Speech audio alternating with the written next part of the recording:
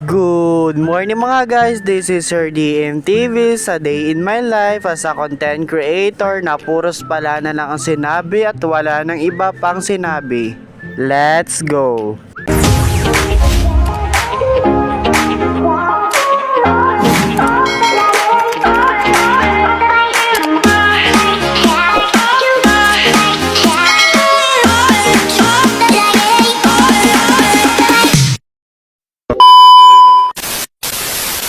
For today's video, samahan nyo nga pala ko dahil wala nga pala kaming panggatong sa aming sinaing. Kaya yan, samahan nyo nga pala kung mga ka-DM. So bali dito nga pala, kinuha ko nga pala dito mga sako at yung itak na panggagamit ko nga pala sa paghahanap nga ng kahoy. At syempre mga ka-DM, na nakita na rin nga pala ko ng pagkuhaan ko nga pala ng kahoy at syempre sinimulan ko na rin nga pala dito. By the way mga ka-DM, heto nga pala ay dito nga ako kumuha ng kahoy sa ilalim ng puno ng kawayan. Bali yung puno ng kawayan nga pala na medyo matuyo na rin nga at patay na at pwede na rin nga palang magatong. Ayun na nga pala yung kinuha ko na nga dito.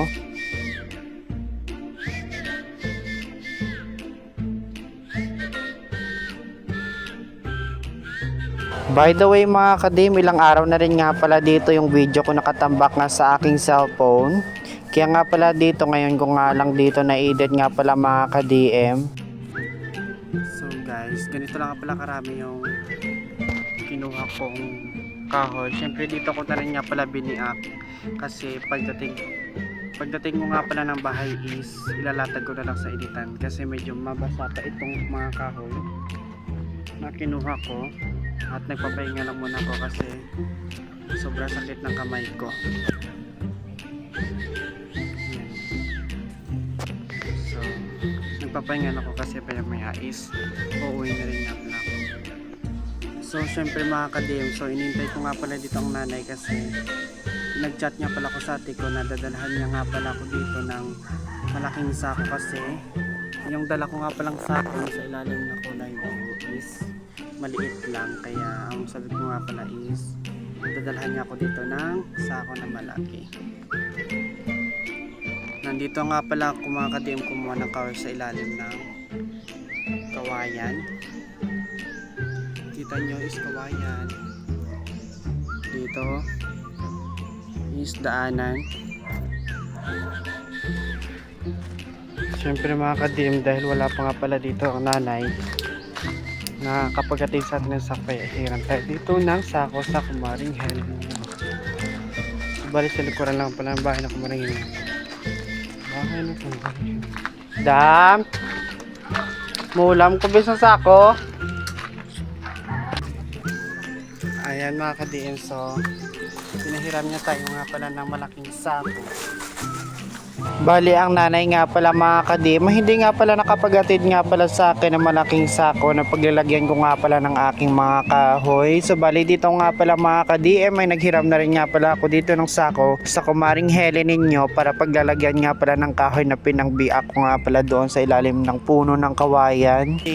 Kahoy.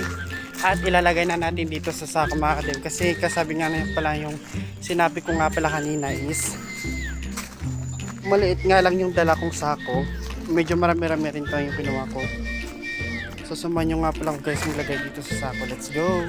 At syempre yung pala mga ka-DM, saktong-sakto nga pala tong hinaram ko nga pala na sako sa Kumaring Helen ninyo. Kasing isang sako nga pala yung kinuha ko nga pala ditong mga kahoy. By the way mga ka-DM, habang naglalagay nga pala ako dito ng mga kahoy ko nga palang pinangbiak nga dito ay isang malakasang shoutout nga po pala sa palaging nagsishare at palaging nanonood at palaging nga pala nag-follow sa aking official Facebook. Sa mga gusto nga po pala magpa-shoutout sa aking vlog, i-share nyo na nga pala itong video ko at mag-comment na rin nga pala kayo sa comment section nito ng video ko. At syempre mga ka-DM, dahil 15,000 followers na rin nga pala ako dito sa aking official account, ay maraming salamat nga pala sa inyong pag-support at palagi nanonood nga pala ng aking vlog. Kaya hindi dahil sa inyo, hindi na rin nga pala ako dito nakaabot sa aking pagbablog na ito. So mga ka-DM, ito nga pala yung mga kahoy ko is bali isang sako. At meron pa ditong malaki na hindi ko nga pala na-pick up.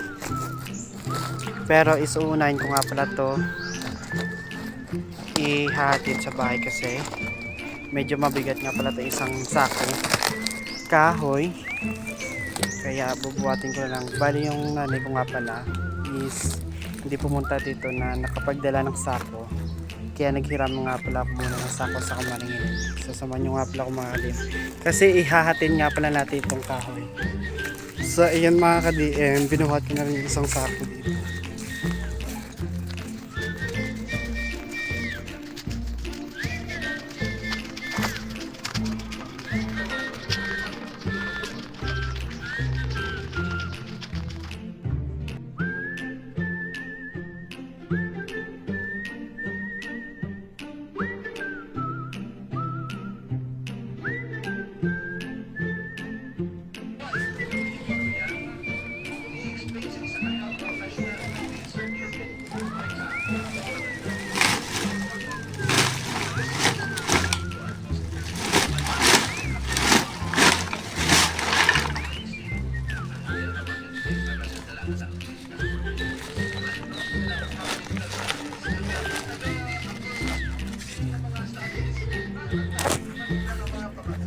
So yun mga ka-DM is nilatag ko na, maya maya is mainit na rin dyan. So babalik ko na rin yan para itong sako sa Kumaring Helen. At nung natapos na rin nga pala ako kumuha ng kahoy, binalik ko na rin nga pala dito kaagad yung sako nga pala, hiniram ko nga sa Kumaring Helen ninyo.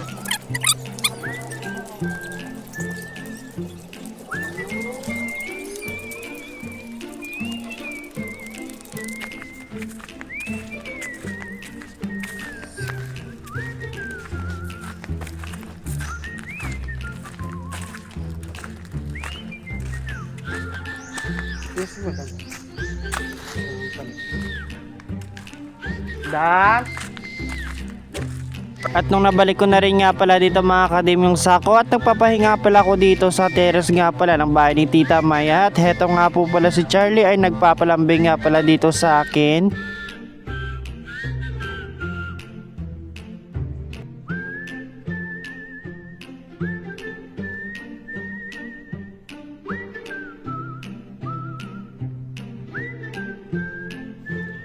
So mga ka-DM, nagpapahinga nga pala ako dito sa sala sa bahay nga pala ng Tita Maya. Siyempre ang Kumaring Helen niya ay nandun nga pala sa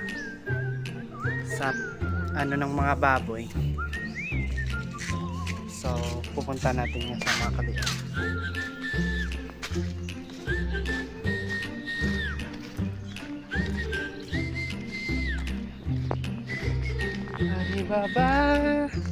Chari baba, Chari baban, chan, chan. So guys, sobrang init for today's video. Kahapon nga pala medyo maulan, pero ngayon okay na rin yung panahon, mainit na rin. Ayan ang Kumaring Helen. At syempre mga kadin, yung pinuntahan ko na rin nga pala siya doon nga pala sa bahay ng kanyang mga baboy, kasi ako ay nagsasabi nga pala sa kanya na mag-iinom nga pala ako dito ng tubig sa kanyang bahay.